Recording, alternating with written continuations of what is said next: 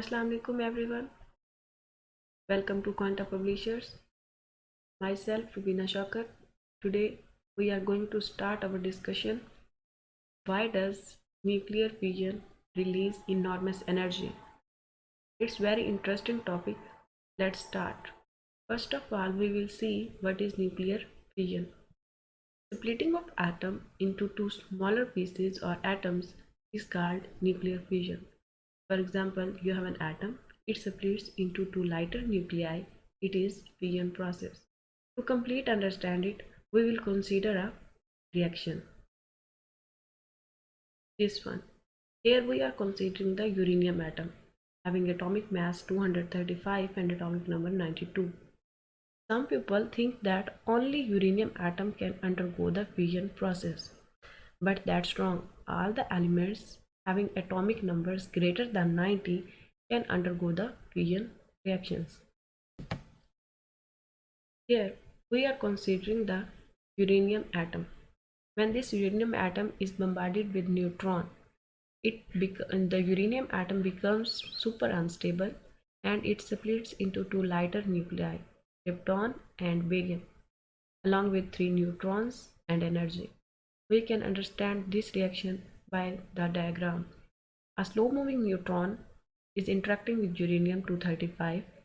The uranium-235 will become super unstable, means uranium-236, because one neutron is in this. Now this unstable uranium atom will split into krypton and barium along with 3 neutrons and tremendous amount of energy. And this is our question, why this energy is releasing in this process. There are two big reasons. First reason, whenever unstable atom moves to the stable state, or you can say that an unhappy atom when moved to the happy state, it releases tremendous amount of energy. The same process was occurring in the reaction. Uranium was unstable.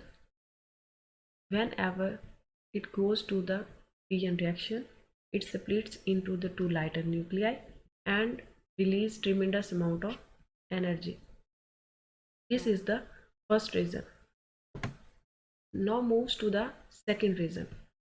This is the same reaction as we were discussing above, but here we are considering the atomic masses of reactants and atomic masses of products. Here you can see the atomic mass of reactant uranium is 235 and combined atomic masses of barium and krypton is 233.